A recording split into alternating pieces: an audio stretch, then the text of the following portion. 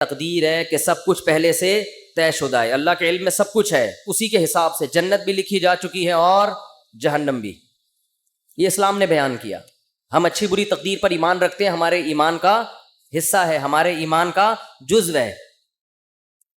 اس پر غیر مسلم کہتے تھے کہ جب سب کچھ پہلے سے ہے تو قرآن کہتا ہے, یہ ابھی بھی کہتے ہیں اور موت کے بعد جب ان کو اللہ عذاب دے گا تو اس وقت بھی کہیں گے کہ اگر اے اللہ تو چاہتا تو ہمیں زبردستی سیدھے راستے پہ بولو لے آ سکتا, اور ہمیں جنت میں جانا ہی نہیں تھا, تو جب جانا ہی جہنم میں تو جا رہے ہیں, تو ہمیں سزا کیوں دے رہا ہے؟ اس میں ہمارا قصور کیا ہے؟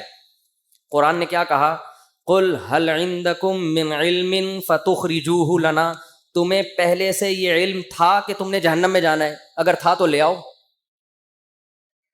جواب سمجھ میں آیا؟ یہ جواب نہیں, یہ قرآن سوال کر رہا ہے جس کا اب تک جواب, یہ میں اس کو ذرا آسان انداز میں سمجھاتا ہوں. قرآن نے تو آسان میں, لیکن عربی میں ہے نا, تو میں اس کو اردو میں آسان انداز میں سمجھاتا ہوں. بہت سے لوگ تقدیر کے عقیدے کی وجہ سے کہتے ہیں کہ بھائی جب ہماری قسمت میں گناہ لکھا ہوا ہے, قسمت میں ہر چیز لکھی ہوئی ہے, صرف عمر نہیں لکھی ہوئی کتنا زندہ رہنا ہے, ایک ایک پکوڑا آپ کی قسمت میں لکھا ہوا ہے. حقیقت بتا دوں کہ کتنا کھانا ہے کتنا نہیں کھانا, ایک ایک سموسہ لکھا ہوا ہے, کیونکہ اللہ کا علم تو کامل ہے نا, اللہ کو تو سب پتہ ہے کس نے کتنے پکوڑے کھانے ہیں کتنے نہیں کھانے, کس نے معذرت کے ساتھ کتنی شادیاں کرنی ہیں کس نے نہیں کرنی, کس کے کتنے بچے ہوں گے کس کے نہیں ہوں گے, کس کے بیٹے ہوں گے کس کی بیٹیاں ہوں گے, سب کچھ, کون جنت میں جائے گا اور کون جہنم میں جائے گا, کون فلاں موقع پہ گناہ کرے گا کون فلاں موقع پہ نیکی کرے گا, ایک ایک چیز پہلے سے طے شدہ ہے. یہاں لوگ سوال پوچھتے ہیں کہ جب پہلے سے طے شدہ ہے تو ہم تو اسی کے حساب سے گناہ کر رہے ہیں نا, تو ہمیں اس پہ سزا کیوں ملتی ہے؟ سمجھ میں آ رہی ہے بات کہ نہیں آ رہی ہے؟ تو اس کا قرآن کیا کہتا ہے کہ طے شدہ ہے مگر تمہیں پتا نہیں ہے. تم تو یہ سوچ کے کر رہے ہوتے ہیں نا اپنے پورے اختیار سے, اپنے مکمل اختیار سے جرم تم کر رہے ہوتے ہو. دیکھو کسی کو پہلے سے پتا ہو کہ میں نے فلاں موقع پہ فلاں بج کے اتنے منٹ پر چوری کرنی ہے, پہلے سے پتا ہے کہ اللہ نے میری تقدیر میں یہ بولو نا لکھا ہوا ہے. اب آپ کو پتا ہے یار تقدیر کبھی ٹلتی نہیں ہے, ہفتے کے دن دوپہر 2:03 پر میری تقدیر میں لکھا ہے کہ میں مسجد سے چپل چوری کروں گا. آپ جاؤ 2:03 پہ مسجد سے چپل چوری کرو. اللہ جب آپ کو قیامت کے دن پکڑے سزا دے چوری پہ, تو آپ کہنا اللہ مجھے پہلے سے پتا تھا, میری تقدیر میں لکھا ہوا تھا, میں نے لوح محفوظ دیکھ لی تھی, تو اللہ آپ کو سزا نہیں دے گا, کیونکہ اللہ نے خود کہا ہے کہ لوح محفوظ میں جو چیز لکھی ہوئی ہے وہ چینج نہیں ہو سکتا. اللہ میں تو مجبور تھا, مجھے پتا تھا, میں نہیں بھی کرتا تو مجھے تقدیر کھینچ کے لاتی اور میں چپل چوری کرتا. لیکن آپ کو پہلے سے پتا نہیں ہوتا. جب پتا نہیں ہوتا تو آپ اپنے اختیار سے کر رہے ہوتے ہیں. سمجھ میں آ رہی ہے بات؟ اپنے اختیار سے جا رہے ہوتے ہیں, اپنے اختیار سے چپل چوری کر رہے ہوتے ہیں, اپنے اختیار سے پکڑے جاتے ہیں. اس کی مثال اور آسان کر کے, ایک دن کیا ہوا, زید نے بکر کا قتل کر دیا. زید نے کیا کیا؟ بکر کو قتل کر دیا. ہفتے کے دن 2:03 پہ آپ نے زید کو پکڑ لیا, بیٹا تو نے بکر کو قتل کیا ہے, ہم تجھے کیا کریں گے؟ قتل کریں گے سزا کے طور پر. زید کہتا ہے دیکھو بکر کی تو عمر اتنی تھی, بکر نے اس سے زیادہ زندہ نہیں رہنا تھا, ہمیں پتہ ہے ہر آدمی کی عمر پہلے سے طے شدہ ہے, تو زید نے تو اتنے ہی سال زندہ رہنا تھا. حدیث میں آتا ہے ماں کے پیٹ میں جب بچہ ہوتا ہے تو پہلے سے فرشتہ لکھ کے چلا جاتا ہے کتنے عرصے کے لیے زندہ رہے گا یہ, تو اس نے تو ہفتے کے دن 2:03 پہ مرنا تھا, اس سے زیادہ اس نے زندہ نہیں رہنا تھا. بتاؤ سچ کہہ رہا ہوں؟ آپ کہیں گے بھائی بالکل سچ کہہ رہا ہے. لیکن آپ اس بیس پہ زید کو چھوڑ دو گے؟ آپ بولو گے کہ یہ بات اللہ کو پتہ تھی, کسی اللہ کے علاوہ کسی کو پتہ نہیں تھی. تیری نظر میں تو وہ ابھی زندہ رہنے والا تھا, تو نے تو اپنے اختیار سے جا کے اس کو 2:03 پہ قتل, یہ تو قتل کے بعد پتہ چلا ہے کہ اس نے زندہ رہنا تھا, تجھے تھوڑی پتا تھا. اگر زید کی سمجھ میں یہ دلیل نہ آئے نا اور کہے نہیں نہیں نہیں میں نے تو مارنا ہی تھا, تو آپ زید کو بولے ٹھیک ہے پھر ہم تجھے قتل کرتے ہیں. اور جب تیرے وارثین آ کے پوچھیں کہ کیوں مارا, تو ہم کہیں گے اس لیے کہ اس کی عمر اتنی ہی تھی, اس نے اس دن اتنے بج کے اتنے منٹ پہ مرنا ہی تھا. یہ دلیل زید اپنے خلاف کبھی بھی نہیں مانے گا, دوسرے کے خلاف مانے گا. تو اللہ فرماتے ہیں کہ تم جو دلیل اپنے خلاف نہیں مان رہے, دوسرے کے خلاف کیسے مان رہے ہو, اور میرے خلاف کیسے مان رہے ہو؟ کیونکہ جب انسان گناہ کرتا ہے تقدیر میں تو لکھا ہوا ہوتا ہے، مگر لکھنے سے پہلے اس کو نہیں پتا ہوتا کہ یہ لکھا ہوا ہے کرنے سے پہلے، وہ اپنے اختیار سے کر رہا ہوتا ہے، اسی پہ اس کو قیامت کے دن سزا ملے گی. اور جب سزا ملے گی تو وہ کہے گا اللہ تو لکھا ہوا تھا. اللہ کہے گا ہل عندکم من علم، پہلے سے پتا تھا کہ لکھا ہوا ہے. اور اگر اب بھی کسی کے سمجھ میں نہ آئے تو پھر ہر چیز لکھی ہوئی ہے نا، صرف گناہ تھوڑی، کھانا پینا بھی لکھا ہوا ہے. صبح ناشتہ چھوڑ دو، آپ صبح کا ناشتہ چھوڑ دو. بیگم پراٹھا بنا کے لائی، چائے بنا کے لائی، نہیں کھاؤ. بیگم لکھا ہوا ہوگا تو حلق میں اترے گا. بیگم کہے گی کم بخت، یہ کھانے کے بعد پتا چلے گا کہ لکھا ہوا تھا یا نہیں لکھا ہوا تھا، کھانے سے پہلے نہیں پتا چلے گا. لیکن آپ نے کہا نہیں لکھا ہوا ہوگا تو اڑ کے میرے پیٹ میں جائے گا، اور آپ چلے گئے آفس، دوپہر لنچ کا ٹائم ہو گیا تو پتا چلے گا کہ آپ کی تقدیر میں پراٹھے لکھے ہوئے نہیں تھے. تو اس بیس پہ تو پھر ہر چیز اسی اصول پہ گزارے نا. دنیا میں پیسے بھی نہیں کمائے کہ لکھے ہوئے ہوں گے تو مل جائیں گے، نہیں لکھے ہوئے ہوں گے تو نہیں ملیں گے. ٹرک آ رہا ہے اس کے سامنے آگے کھڑا ہو جائے، بھائی تقدیر میں لکھا ہوا ہے کہ اس نے مجھے اسٹیکر بنانا ہے. کراچی میں جو ٹرک ہے نا وہ کچلتے نہیں ہیں، اسٹیکر بناتے ہیں. اتنے بھاری بھاری ٹرک ہوتے ہیں، ان کے ٹائر کے نیچے اللہ نہ کرے کوئی بندہ آ جائے، لاش بھی نہیں ملتی اس کی. تو اب ٹرک کے سامنے آ جاؤ ہے بھائی، اور بولو بھائی لکھا ہوا ہوگا تو مروں گا. اور واقعی جس کی تقدیر میں نہیں لکھا ہوا ہوتا ٹرک کے سامنے آگے بھی مرتا نہیں ہے، کچھ ہو جاتا ہے کچھ نہ کچھ، لیکن آپ کبھی ٹرک کے سامنے نہیں آتے. تو جو آدمی زنا کر رہا ہے، یار تقدیر میں لکھا ہوا ہوگا تو بچ جاؤں گا، نہیں لکھا ہوا ہوگا تو اس کو بولو تو ٹرک کے سامنے بھی آ جا، تقدیر میں لکھا ہوا ہوگا تو مرے گا، نہیں لکھا ہوا ہوگا تو نہیں مرے گا. ہمیں پہلے کچھ نہیں پتا، اسی پر امتحان ہے، آزمائش اسی پر ہے. اللہ کو تو پتا ہے سب کچھ، ہمیں نہیں پتا. اگر ہمیں بتا دیتا پھر آزمائش ختم، پھر ہم نہ زندگی کی فکر کرتے نہ کھانے کی فکر کرتے. میں بیٹھا رہتا بھائی بیگم مجھے آج پتا ہے، میں نے لوح محفوظ میں جھانک کے دیکھا ہے کہ میری تقدیر میں 4 شادیاں پراٹھوں سے زیادہ مزے کی مثال کون سی ہے؟ میری تقدیر میں یہ 4 لکھی ہوئی ہیں، مجھے رشتہ تلاش کرنے کی ضرورت نہیں ہے. اور واقعی کچھ لوگوں کی تقدیر میں لکھی ہوئی ہوتی ہے، وہ نہیں بھی کر رہے ہوتے پھر بھی ہو جاتی. پنجاب میں ایک بہت بڑے بزرگ ہیں، نام نہیں بتاؤں گا، تو وہ 4 ہیں ان کی ماشاءاللہ. میں نے کہا بھائی یہ کیسے؟ انہوں نے کہا جو بیوہ ہوتی ہے نا محلے میں، لوگ زبردستی ان کے کھاتے میں لا کے ڈال دیتے ہیں، زبردستی ان کے کھاتے میں لا کے ڈال دیتے ہیں. حضرت آپ حضرت پاؤں پکڑتے ہیں، حضرت وہ بےچارے کر لیتے ہیں، نہیں چاہتے ہوئے بھی کر لیتے ہیں. تو دیکھو یہاں لوگوں کو مل نہیں رہی، اور جن کی تقدیر میں لکھی ہوئی ہے زبردستی ان کے کھاتے میں لا لا کے ڈالی جا رہی. تو شکر ہے 4 سے زیادہ کی اجازت نہیں ہے، ورنہ پنجاب کی ساری بیوائیں اور مطلقہ ان کے کھاتے میں. بڑے نیک ہیں وہ بزرگ، بہت نیک ہیں. تو اس لیے قرآن یہاں بھی بجائے آپ کا سوال کا جواب دینے کے نا کہ تقدیر میں لکھا ہوا ہے، قرآن آپ سے سوال کر لیتا ہے الٹا. تو یہ بھی ایک دلیل سے بات کرنے کا طریقہ ہوتا ہے کہ آپ اگلے کا سوال دینے کے بجائے آپ کہیں چل مان لیا تیری بات ٹھیک ہے، لیکن پھر ہمارا اس پہ یہ سوال ہوتا ہے، اس کا تو جواب دے. وہ قیامت تک بوکھلاتا رہتا ہے، اس کے پاس اس کا جواب نہیں ہوتا. تو ہمارا ایمان ہے، ہمارے ایمان کا حصہ ہے یہ چیز کہ ہر چیز پہلے سے طے شدہ ہے، جنتی بھی جہنمی بھی سب کچھ. کل میسر لما خلق له.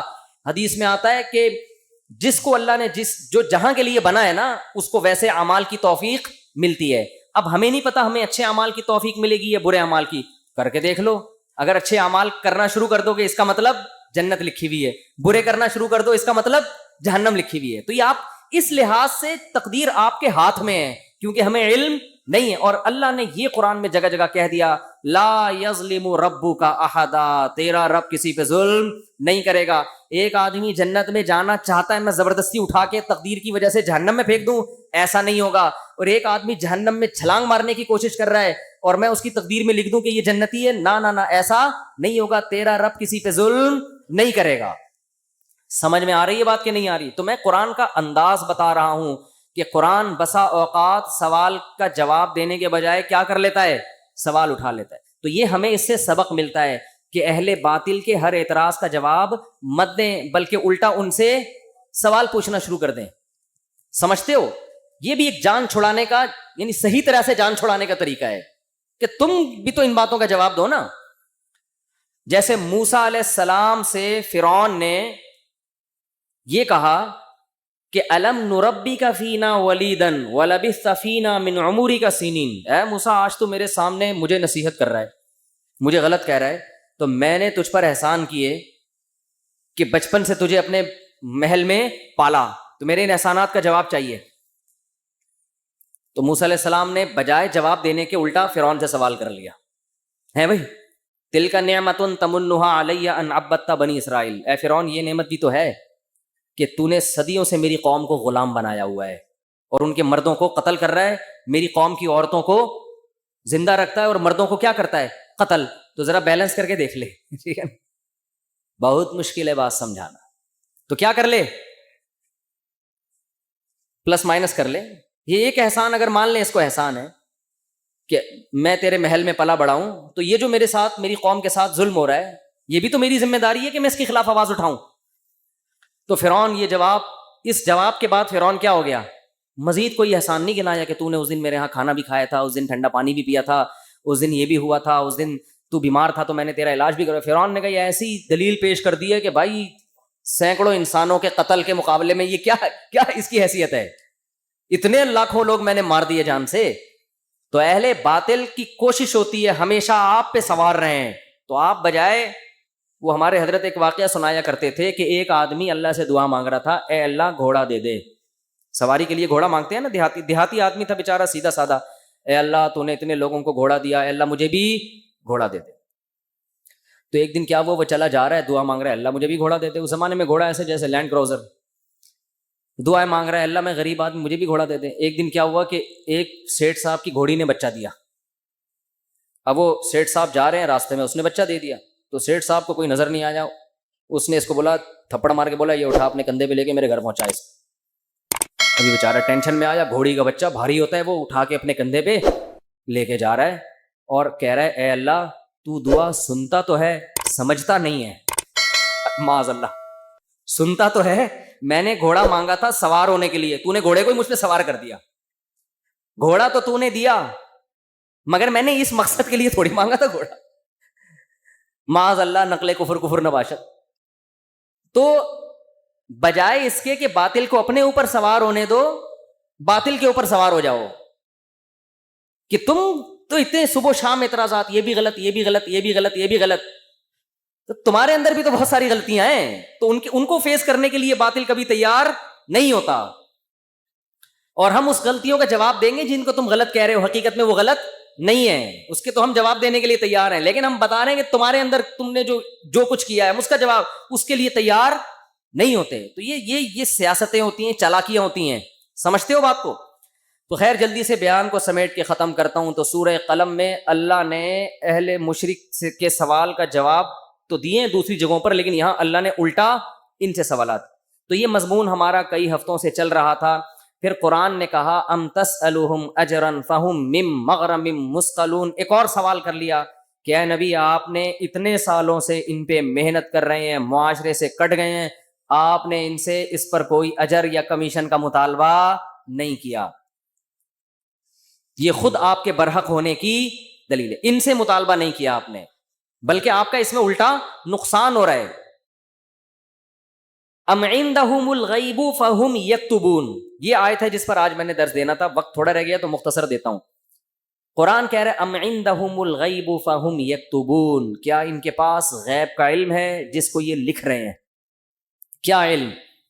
یہ خوش فہمی کا شکار ہیں. دیکھو جتنے بھی لوگ جو مذہب کو فالو نہیں کر رہے, حقیقت میں وہ اس خوش فہمی میں مبتلا ہیں کہ ہمیں کچھ بھی ہونے والا نہیں ہے. جیسے ہماری حالت اچھی ہے ہمارا فیوچر بھی ایسا, یا تو مر کے ختم ہو جائیں گے, اور اگر مل بھی گیا تو کوئی برا نہیں, ہم کوئی برے تھوڑی ہیں, ہم کوئی برے تھوڑی ہیں. تو اللہ نے اس کا جواب دیا کہ کیا ان کے پاس فیوچر کا علم ہے پہلے سے؟ مستقبل کے بارے میں کبھی بھی بات کی جائے گی تو علم کے بغیر نہیں کی جا سکتی. کوئی آدمی کہہ رہا ہے نا فیوچر میں ایسا ہونے والا ہے, تو آپ اس سے دلیل پوچھیں گے آپ کو کس نے بتایا؟ وہ تانے بانے ملائے گا, صغرے کبرے ملائے گا, تو پھر اس کے بعد اگر وہ ایسے ہی کہہ رہا ہے کل یہ ہو جائے گا, پرسوں یہ ہو جائے گا, دیکھو مستقبل کے بارے میں یہ کہوں کہ کل پیر ہے تو یہ بھی فیوچر کی خبر ہے. آپ اس میں مجھ سے یہ پوچھ سکتے ہو کہ کیا دلیل ہے, میں کہوں گا دلیل یہ کہ آج کیا ہے, اتوار ہے. یہاں دلیل ہے, یہاں میرے لیے یہ دعویٰ کرنا درست ہے کہ کل کیا ہے, پیر ہے. لیکن اگر میرے پاس دلیل نہیں ہے اور میں کہوں کہ کل جو ہے وہ کل دنیا میں 3000 آدمی مر جائیں گے ایک ہی کسی حادثے میں، تو لوگ پوچھیں گے بھائی کیا دلیل ہے کسی حادثے میں 3000 آدمی مر جائیں گے؟ اب میرے ذمے کیا ہے؟ میں کہوں وہ ویسے ہی میرا ذوق کہہ رہا ہے، تو یار کوئی مانے گا کوئی؟ اچھا عجیب بات یہ ہے کہ روحانی عاملوں کی یہ باتیں مان لیتے ہیں لوگ. میں یہ کہوں نا کل 3000 آدمی ایک حادثے میں اللہ نہ کرے مرے ہیں، میں ایک مثال دے رہا ہوں، تو لوگ کہیں گے کہاں سے پتا چلا؟ لوگ کہیں گے بھائی جھوٹ بول رہے، اس کو کس نے بتایا؟ یا تو قاتلوں سے تعلقات ہیں جس نے مارنے کا ارادہ کیا ہے، ایسا بھی نہیں ہے تو یہ ہوائی بات ہوگی. لیکن یہی بات روحانی عامل کرے گا تو لوگ کیا کریں گے؟ حضرت کا علم ہے بھائی، حضرت کے پاس بولو علم ہے. ابھی روحانی عاملوں پہ نہیں جاؤں گا، پھر میں معین اختر کی طرح نا بلب کے رشتہ داروں کو بھی، تو اب تو میں روحانی عاملوں کے رشتہ داروں کو بھی اچھے الفاظ سے یاد نہیں کرتا. رشتہ داروں سے مراد وہی جو بلب کے رشتہ دار تھے. اب آپ کہیں گے بلب کے کون سے رشتہ دار ہوتے ہیں؟ ہمارے ہاں کبھی بھی جس بندے کو برا کہا جاتا ہے گالی اس کو نہیں دی جاتی، ہمیشہ اس کے رشتہ داروں کو ہمیشہ گالی دی جاتی ہے. یہ ہمارے ایک ٹرینڈ چل نکلا ہے. تو قرآن کہتا ہے کہ ام عندہم الغیب فہم یکتبون. کیسے دیکھو ہمیں جھنجھوڑ رہا ہے قرآن کہ تم اپنے بارے میں کیوں فرض کر کے بیٹھے ہوئے ہو کہ تمہیں کچھ بھی ہونے والا نہیں ہے، تمہیں سزا نہیں ملے گی. یہ تمہیں کس نے بتایا ہے؟ فاصبر لحکم ربک ولا تکن کصاحب الحوت.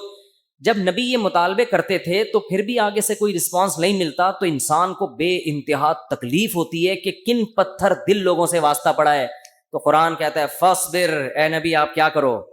صبر کرو. ولا تکن کصاحب الحوت، مچھلی والے یونس کی طرح جل باز مت بنو. حضرت یونس علیہ السلام کی قوم نے بھی یہی سلوک کیا، لیکن یونس علیہ السلام چاہتے تھے جلدی سے فیصلہ ہو اور اپنی قوم کو چھوڑ کے نکل گئے. تو اللہ نے اس پہ آپ کی تنبیہ کی. تو آپ بھی اے نبی جلد بازی مت کریں. تو یہ نبی کے ذریعے سے ہمیں بھی بتایا جا رہا ہے کہ آپ حق کی دعوت دیتے رہیں اور یہ نہ دیکھیں کہ یہ جو اللہ کے نافرمان لوگ ہیں، جو حق کو نہیں ماننے والے لوگ، وہ پھر بھی پھل پھول رہے ہیں. اس ٹینشن میں مت آؤ، کیونکہ اللہ انصاف کرتا ہے مگر اس میں دیر ہوتی ہے، اندھیر نہیں ہوتی. وہ لے گا انتقام، ان کو اپنے حال پہ چھوڑ دو. یہ اللہ کی حکمت اسی کا تقاضا کرتی ہے، چھوڑ دیا جائے اپنے حال پہ. آج جو اہل حق ہے نا ان کو بہت تکلیف ہوتی ہے کہ جب یہ ہم صحیح بات کر رہے ہیں لیکن آگے جواب جو مل رہا ہے وہ کیا مل رہا ہے؟ الٹا، کوئی مان کے نہیں دے رہا.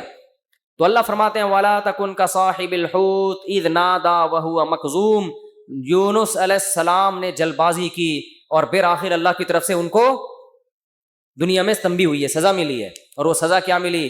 اذ نادا وہو مکظوم، مچھلی کے پیٹ میں گئے، غم سے گھٹ رہے تھے اور اللہ کو پکارا. فنادا فی الظلمات اللہ الہ الا انت سبحانک انی کنت من الظالمین. اے اللہ تیرے سوا کوئی عبادت کے لائق نہیں.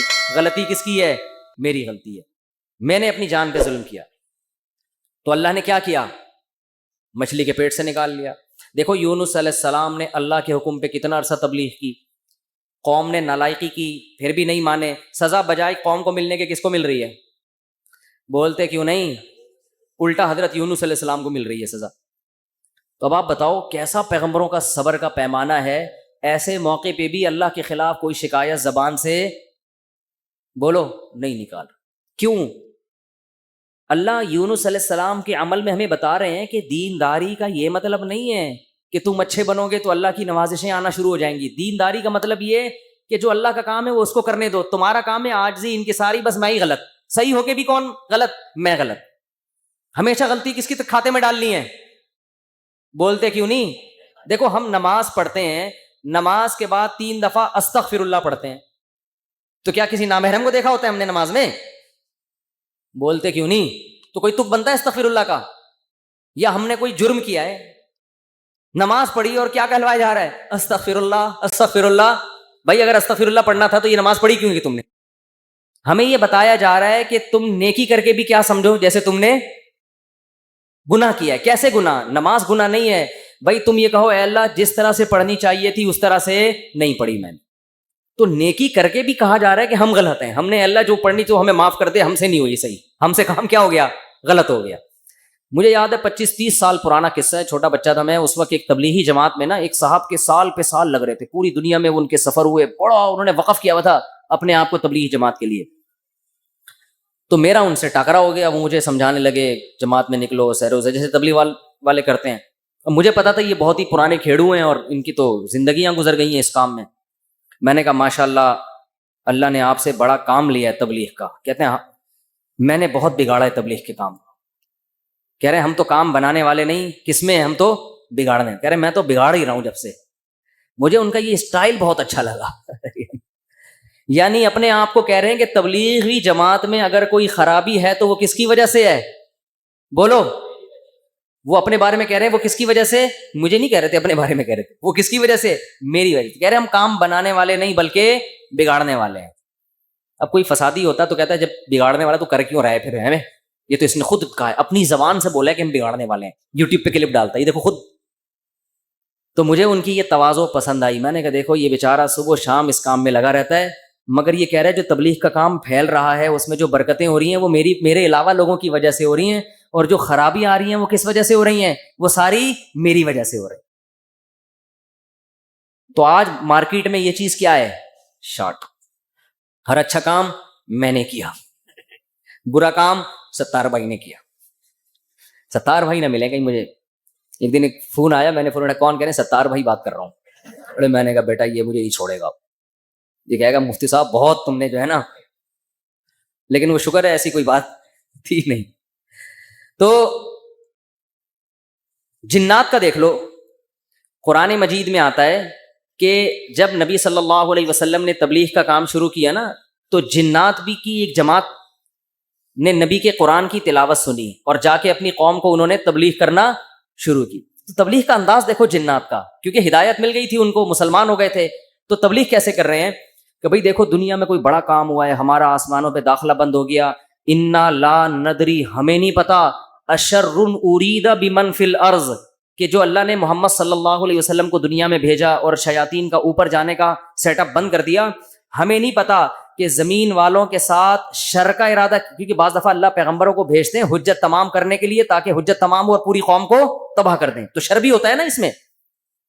کہہ رہے ہیں انا لا ندری, ہمیں نہیں پتا, اشر ارید بمن فی الارض, کہ جو لوگ زمین میں رہتے ہیں ان کے ساتھ برائی کا ارادہ کیا گیا ہے, ام اراد بہم ربہم رشدا, یا ان کے رب نے ان کے ساتھ بھلائی کا ارادہ کیا ہے. اسٹائل نہیں سمجھ میں آیا میرا خیال ہے. دیکھو جملہ یہ ہونا چاہیے تھا کہ ہمیں نہیں پتا یہ جو کچھ ہو رہا ہے, ہمیں نہیں پتا کہ رب نے ان کے ساتھ برا چاہا ہے یا اچھا چاہا ہے. اصل میں تو یہ ہونا چاہیے نا. لیکن جنات کیا کہہ رہے ہیں؟ آج کل تو انسان اتنے سمجھدار نہیں ہے جتنے اس زمانے کے جنات سمجھدار تھے. جنات یہ نہیں کہہ رہے کہ ہمیں نہیں پتا کہ اللہ نے انسانوں کے ساتھ برائی کا ارادہ کیا ہے یا اچھائی کا, یا تو یہ کہنا چاہیے تھا, یا جنات کو بالکل اس کے الٹ کہنا چاہیے تھا کہ ہمیں نہیں پتا کہ زمین والوں کے ساتھ برائی کا ارادہ کیا گیا ہے. کر کون رہا ہے یہ نام نہیں لے رہے, ہم ہائی لائٹ نہیں کر رہے. انسانوں کے ساتھ برائی کا ارادہ کیا گیا ہے یا اچھائی کا ارادہ کیا گیا. دونوں پیسو وائس ہوتے ہیں, ایکٹیو پیسو کا فرق تو پتا ہوگا نا. بھائی اس نے مارا ہے, وہ مارا گیا ہے. جب ہم کہتے ہیں ہی از کلڈ, وہ مارا گیا ہے, تو مارنے والے کو ہم شو نہیں کر رہے ہوتے. فاعل کا نہیں پتا ہوتا, سبجیکٹ کا نہیں پتا ہوتا کہ مارنے والا ہے کون. سمجھ میں نہیں آ رہی.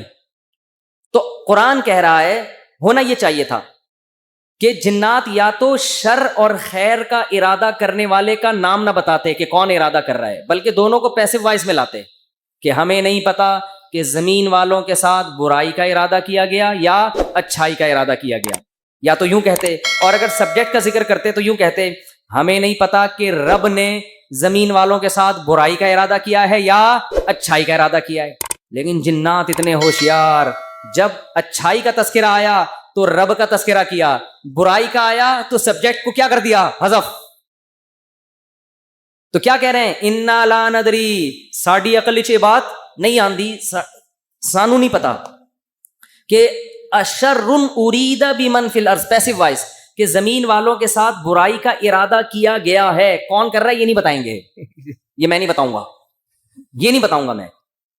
حالانکہ وہ بھی کون کر رہا ہے, اللہ ہی کر رہا ہے نا, لیکن اللہ کا نام نہیں لے رہے. ہمیں نہیں پتا کہ زمین والوں کے ساتھ برائی کا ارادہ کیا گیا ہے یا اللہ نے اچھائی کا ارادہ کیا ہے. اچھائی کی جب بات آئی تو اللہ کی طرف نسبت, برائی کی بات آئی تو وہ بھی تو اللہ ارادہ کر رہا ہے, لیکن اللہ کا نام ذکر نہیں کر رہے ادب کی وجہ سے کہ بھائی برائی اگر ہو رہی ہے تو اللہ تو کر تو رہا ہے, لیکن انسانوں کی حرکتوں کی وجہ سے ہو رہا ہے, تو گویا انسان خود ہی کر رہے ہیں اپنے ساتھ. یہ اللہ تو محض ایک خالق ہے, کر کون رہے ہیں, یہ خود ہی کم وقت کر رہے ہیں. اچھائی ہو رہی ہے تو پھر اللہ کر رہا ہے. یہ تمیز ہمیں کس سے سیکھنی چاہیے؟ جنات سے. کوشش نہ کریں کسی جن بن کو بھلا کے تمیز کے چکر میں ایسا نہ ہو کہ مارکیٹ سے بالکل شارٹ ہو جائیں. تو اس سے ہمیں یہ پتا چلا کہ اسلام میں بڑے کا احترام ہے. بعض چیزیں حقیقت پر مبنی ہوتی ہیں مگر اس کو زبان سے ادا نہیں کیا جاتا. جیسے اللہ کی تعظیم ہے ایسے ہی بڑوں کی بھی تعظیم ہے. حدیث میں آتا ہے آپ صلی اللہ علیہ وسلم نے فرمایا جو ہمارے بڑوں کی تعظیم نہیں کرتا وہ ہم میں سے نہیں ہے. تو جب کوئی برائی کی نسبت کسی بڑے کی طرف کی جائے تو ابا کا نام لے کے نہ بتایا کرو یہ سب کچھ ابا نے کیا ہے. بولو بھائی یہ ہمارے گھر میں ہوا ہے, ٹھیک ہے نا, یہ ہمارے گھر میں. بولتے کیوں نہیں؟ مثال کے طور پر اس دن ابا ایسے پھل لے کر آئے جس کی وجہ سے بچوں کو ڈائریا ہو گیا. اتفاق سے اس دن ابا سڑے ہوئے پھل لے آئے سستے کے چکر میں. ابا ایسے کام کرتے رہتے ہیں مارکیٹ میں. اب بچے لیٹے ہوئے ہیں تو اب بیگم کو چاہیے یہ نہ کہے کہ انہوں نے ڈائریا پھیلایا ہے, بلکہ کہے ہمارے گھر میں ڈائریا پھیل گیا ہے. ٹھیک ہے نا, وہ ابا خود ہی سمجھ جائے گا کس نے کیا ہے یہ کام. پھل کی طرف نسبت کرتے ان پھلوں نے بیمار کیا ہے. بس بولو بچے بھی یہ نہ کہیں ہمارے ابا نے ہمیں بیمار کیا ہے, بلکہ بچے یہ کہیں ان پھلوں نے ہمیں, بلکہ پھل سے ابا سمجھ جائیں گے اصل میں مجھے چھیڑ رہے ہیں, بس ابا ہو گئے بیمار. آج کل ادب تمیز مارکیٹ سے بالکل شارٹ. ایک آدمی کو کرونا ہوا اس کے بعد اس کی بیوی کو بھی ہو گیا. مجھے بار بار آ کے بتا رہے میری بیوی کہہ رہی ہے آپ کی وجہ سے ہوا ہے مجھے. اب دیکھو اس آدمی کو تو ٹینشن ہوگی نا یار, وہ ہو گیا اللہ کی طرف سے ہو گیا. نہیں پہلے آپ کو ہوا تھا تو آپ کی وجہ سے کس کو ہوا ہے؟ مجھے. اسی طرح شوہر بھی بیوی پہ بلی ڈال سکتا ہے, تمہیں ہوا تھا تمہاری وجہ سے مجھے ہوا ہے. بھائی کس کی وجہ سے ہوا ہے؟ بس اللہ کی قدرت ہے, ہو گیا. چھوڑو وہ کون گلے ملا تھا آپ سے, کس نے آپ کی طرف منہ کر کے چھینکا تھا. ہم ایسے بہت سے لوگوں کو جانتے ہیں جو ٹی بی کے مریضوں کے ساتھ چپک کے انہوں نے زندگی گزاری, خدمت کی, مگر ان کو ٹی بی نہیں ہوئی, اور 2 گھر چھوڑ کے جو بندہ بیٹھا ہوا تھا اس کو ہو گیا. تو آج کل نا یہ تمیز مارکیٹ سے شارٹ ہو رہی ہے. بڑے چھوٹے کا ادب کیا ہو رہا ہے؟ ختم. فوراً بلی ڈال دیتے ہیں اس نے کیا ہے. تو اگر کیا بھی ہو بھائی نسبت مت کرو, تقدیر کا حصہ بھائی ہو گیا ہمارے ساتھ. قرآن دیکھو ابراہیم علیہ السلام کیا کہتے ہیں, وَإِذَا مَرِضْتُ فَهُوَ يَشْفِينِ. کیا خاندانی کلام ہے یار. حضرت ابراہیم کہہ رہے ہیں جب میں بیمار ہوتا ہوں اللہ مجھے شفا دیتا ہے. حالانکہ بیمار کون کرتا ہے؟ وہ بھی تو اللہ ہی کر رہا ہے نا. تو کہنا تو یہ چاہیے تھا کہ اللہ ہی بیمار کر کے اللہ ہی مجھے ٹھیک کر دیتا ہے. تو سوال ہے اس میں اللہ کی تعریف کی کیا ضرورت ہے؟ بیمار بھی تو اسی نے کیا تھا, لیکن اللہ کی حمد و ثنا کر رہے ہیں. بیمار تو میں ہو جاتا ہوں, شفا کون دیتا ہے؟ اللہ. تو یہ ادب تمیز سکھایا جا رہا ہے کہ انسان کے بچے بن کے زندگی گزارو, بڑے چھوٹے کا ادب کرو. القابات بھی بڑے چھوٹے کے لیے الگ الگ ہونے چاہیے. تو خیر قرآن کیا کہتا ہے؟ اے نبی فاصبر, آپ نے کیا کرنا ہے؟ صبر کرنا ہے. تو ہمیں بھی ترغیب دی جا رہی ہے کہ ہم یہ نہ سمجھیں کہ ادھر ہم دعوت دیں گے ادھر فوراً لوگ ہماری دعوت پر لبیک کہیں گے. جس کو جو بات سمجھائیں گے 2 منٹ میں اس کی سمجھ میں وہ بات آ جائے گی اور وہ بالکل ہمارے نظریات کے مطابق ہو جائے گا, اور اس طرح ہم ہنسی خوشی زندگی گزاریں. لوگ یہی کہتے ہیں, پھٹے اسی پہ ہوتے ہیں نا. باپ کہہ رہا ہو یار میں بیٹے کو سمجھا رہا ہوں کم وقت کی سمجھ میں ہی نہیں آ رہا. بیٹا کہتے ہیں ہم ابا کو سمجھاتے ہیں ابا کی سمجھ میں نہیں آ رہا. شوہر بیوی کو سمجھا رہا ہے اس کی کھوپڑی میں نہیں آ رہا. بیوی شوہر کو سمجھا رہی ہے اس کی کھوپڑی میں نہیں. اپوزیشن حکومت کو سمجھا رہی ہے حکومت کی سمجھ میں نہیں آ رہا. حکومت اپوزیشن کو سمجھا رہی ہے اپوزیشن کی سمجھ میں نہیں آ رہا. تو اگر دنیا میں جو بات سمجھائی جائے, میں کب سے کیا کیا سمجھا رہا ہوں سمجھ میں آ رہا ہے؟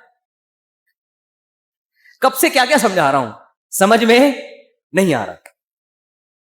تو اگر ایسا ہی دنیا میں نظام ہو جائے کہ ادھر سمجھایا ادھر سمجھ میں آ گیا تو سب ہنسی خوشی زندگی گزارنا شروع ہو جائیں گے. وہ ایک شاعر ہے ہندوستان کا, ان کا نام ذہن سے نکل گیا, تراز کر کے آتا ہے, پتہ نہیں ایچ ایم تراز ہے کچھ ایم تراز کر کے آتا ہے, بڑے زبردست شاعر ہیں.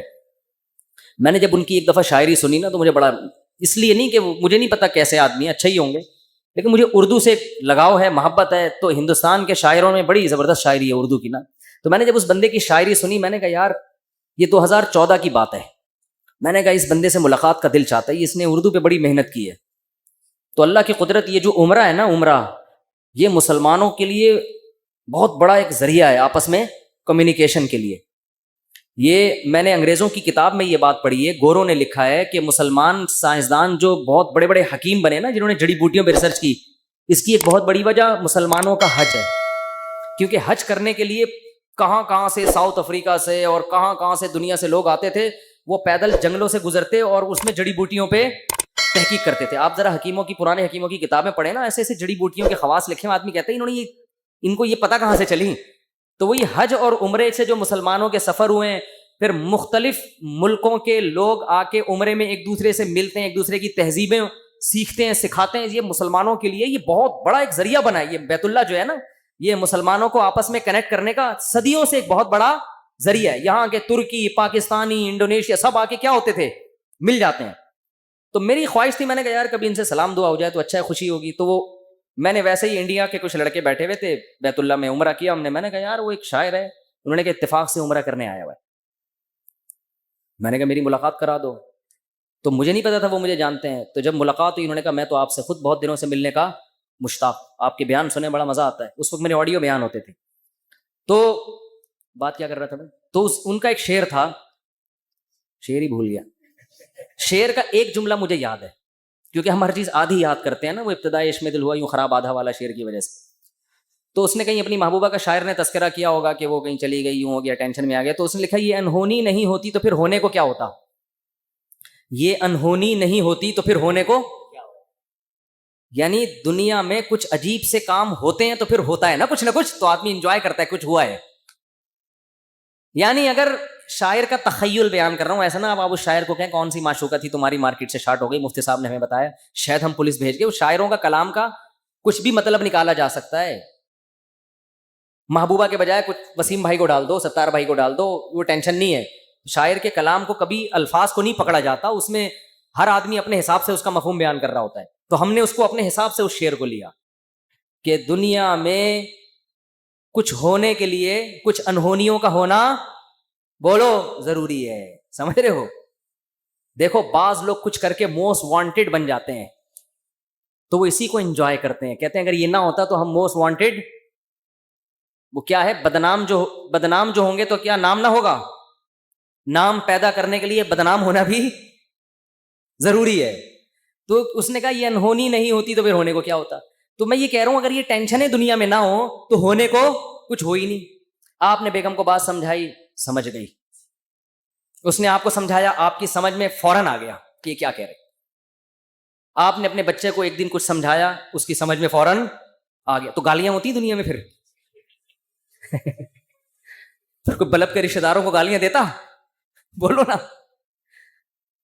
تو خیر اور شر کا مقابلہ کیا ہو جاتا, ختم. پیغمبر امتیوں کو سمجھاتے, 2 منٹ میں بات سمجھ میں آتی. نبی آگے سمجھاتے, بھئی یہ 360 بت پتھر کے بنے ہوئے تم نے رکھے ہوئے, یہ غلط ہیں. وہ کہتے ہیں او اچھا, یہ تو بالکل صحیح کہا آپ نے, ہم اپنے ہاتھوں سے اپنے خدا کو بناتے ہیں, یہ بننے میں ہمارے محتاج, تو بھلا یہ ہماری مدد کیسے کریں گے. بات تو کلیئر تھی نا, 2-2-4 کی طرح, مگر ان کی کھوپڑی میں نہیں آئی ہے. 10,000 کا لشکر لے کے مکہ پہ حملہ ہوا ہے, خون بہے ہیں, لو عورتیں بیوہ ہوئیں, بچے یتیم ہوئے. اتنی سی بات سمجھانے کے لیے 23 سال کی ٹینشن ہے, پھر جا کے بھی سمجھ میں پھر بھی نہیں آئی. پھر مکہ فتح ہوا تو نبی نے بیت اللہ کے اندر 360 بت گرائے اپنے ہاتھوں سے, وہ بھی طاقت کے زور سے سمجھ میں آئی ہے, ورنہ پھر بھی نہیں آئی. اگر یہ حملہ نہ ہوتا تو آج تک 360 بت رکھے ہوئے ہوتے, آپ دلائل میں مناظرہ ہی کر رہے ہوتے, بحث ہی کر رہے ہوتے, کسی کی کھوپڑی میں نہیں آتی بات.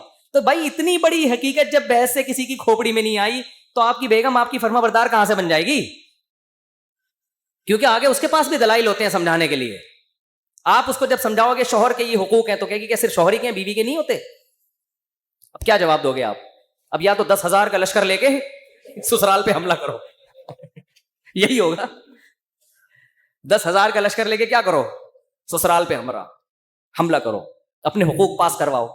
ایسا نہیں ہوگا. تو بس یہی ہے کہ آپ نے سمجھایا, نہیں سمجھ میں آیا اس نے سمجھایا, آپ کی سمجھ میں نہیں آیا, ہنسی خوشی زندگی گزارو. بولو یہ انہونی نہیں ہوتی تو پھر ہونے کو کیا ہوتا. تو اس لیے دنیا میں جو بھی ہو رہا ہے نا, اپنی ذمہ داری پوری کرو, اپنا الو سیدھا رکھو. جو اپنی ذمہ داریاں پوری کرو, باقی جو ہو رہا ہے ہونے دو, ٹھیک ہے نا. حکیم الامہ حضرت مولانا اشرف علی تھانوی رحمۃ اللہ علیہ ایک بات بہت زیادہ فرمایا کرتے تھے کہ جو چیز اختیار میں ہے اس میں سستی نہ کرو, جو اختیار میں نہیں ہے اس کی ٹینشن مت لو. اولاد بگڑ گئی, بھائی آپ نے کوشش کی سمجھانے کی, اب کنٹرول میں نہیں ہے, چھوڑ دو یار. ساری زندگی یہی ٹینشن, نہیں بولو پالتے ہیں ٹینشن, میرا بچہ کیوں نہیں صحیح ہو رہا, میرا بچہ کیوں نہیں صحیح ہو رہا, میرا بچہ کیوں نہیں صحیح ہو رہا. چھوڑ دے یار اس کو اپنے حال پہ, چھوڑ دو اس کو اپنے حال پہ. یہ کیوں نہیں ٹھیک ہو رہا, وہ کیوں نہیں ٹھیک ہو رہا, یہ کیوں نہیں صحیح ہو رہا, عمران خان نے جو وعدے کیے تھے پورے کیوں نہیں ہو رہے. تمہارے اور کم ٹینشن ہے یار. تو اللہ پوچھ لے گا بھائی جو آپ نے وعدے کیے تھے پورے کیے کہ نہیں کیے. تو جو کام اپنی ذمہ داری میں, حتیٰ کہ کسی نے ان سے پوچھا کہ حضرت میرا نماز میں دل نہیں لگتا, خیالات منتشر رہتے ہیں, انہوں نے فرمایا نماز میں دل لگانے کی کوشش کرنا فرض ہے, دل لگنا فرض نہیں ہے. کوشش کرو, لگے ٹھیک ہے, نہیں لگے تو بھی ٹھیک, ہمارے اختیار میں نہیں ہے بھائی. جب نماز میں دل نہ لگنے کے بھی ٹینشن, کیونکہ اللہ نے کبھی ایسی بات پہ اللہ آپ کو نہیں پکڑے گا جو آپ کے اختیار میں نہیں. ہمارے جامعہ دارالفتہ میں حضرت مفتی رشید احمد صاحب کے ایک مرید تھے کیا ہیں ابھی بھی, تو وہ نماز میں ان کو نیند بہت آتی تھی, ویسے جاگتے رہتے تھے, ادھر نیت باندھی سو گئے, ادھر نیت باندھی کھڑے کھڑے سو رہے ہوتے تھے, سجدے میں گئے اٹھ ہی نہیں رہے, کونی مار کے اٹھاتے تھے ان کو, اٹھو بھائی. اور ویسے ٹھیک ٹھاک پھر رہے ہیں, وہ تھے بڑے نیک, ان کو فکر تھی یار نماز میں دل لگانا چاہتا ہوں, اور نمازیں بھی ماشاءاللہ بہت پڑھتے تھے, تہجد کے پابند, لیکن جب کھڑے ہوئے سو جاتے. تو ایک دن انہوں نے لکھا کہ حضرت میں ٹینشن میں آ گیا ہوں, میں نماز میں ادھر نیت باندھی اور ادھر آنکھ لگ گئی. فرمایا کوئی ٹینشن لینے کی بات نہیں ہے, نماز کا بھی پورا ثواب مل رہا ہے بھائی, نماز کا بھی پورا ثواب اور نیند کے بھی مزے, کیونکہ یہ آپ اپنے اختیار سے یہ نہیں کر رہے, یہ غیر اختیاری ہے. جان کر کوئی خراٹے لے رہا ہے نا کم بخت نماز میں کھڑا ہوا ہے اور آنکھیں بند کر کے کوشش کر رہا ہے کہ میں سو جاؤں, یہ غلط ہے. بھائی آپ جاگنے کی کوشش کر رہے ہو پھر بھی نہیں جاگتے, کوئی ٹینشن کی بات نہیں ہے, اس سے نہ کوئی درجات میں کمی آئے گی. آج بہت سے لوگ کہتے ہیں نماز میں مزہ نہیں آ رہا, ہم کو نماز میں مزہ نہیں آ رہا. مزہ تو بریانی کھانے میں آئے گا مسالے والی, اس میں اگر نہیں آ رہا مزہ تو ڈاکٹر کو بتائیں. پیٹ میں کوئی پشاور میں گئے اور چپلی کباب کھانے کا مزہ نہیں آیا تو یہ پشاور کا فالٹ نہیں ہے, یہ آپ کے پیٹ کا فالٹ ہے. آپ چائے کے عادی ہو, آپ کوئٹہ اور چمن میں بھی آپ کو چائے پینے میں مزہ نہیں آیا تو چائے کا فالٹ نہیں ہے, آپ کو غلط چائے پینے کی عادت پڑ گئی. سٹوں کی بھی بات بتاؤں چھوڑو رہنے. تو اسی طرح یہ تو بریانی ہے مسالے والی, نماز مزے کے لیے تھوڑی ہے, بریانی ہے مزے کے لیے. نماز تو عبادت ہے, آپ نے پراپر طریقے سے اپنی ذمہ داری پوری کرنی ہے. کبھی انسان کی طبیعت میں نشاط ہوتا ہے, بڑا مزہ آ رہا ہوتا ہے نماز میں, آنسو نکل رہے ہوتے ہیں, کبھی طبیعت میں ٹینشن ہوتی ہے, تو آپ اپنی ذمہ داری پوری کرو, ان چکروں میں مت پڑو کہ مزہ آ رہا ہے یا نہیں آ رہا. سمجھتے ہو کہ نہیں سمجھتے؟ اللہ تعالیٰ عمل کی تو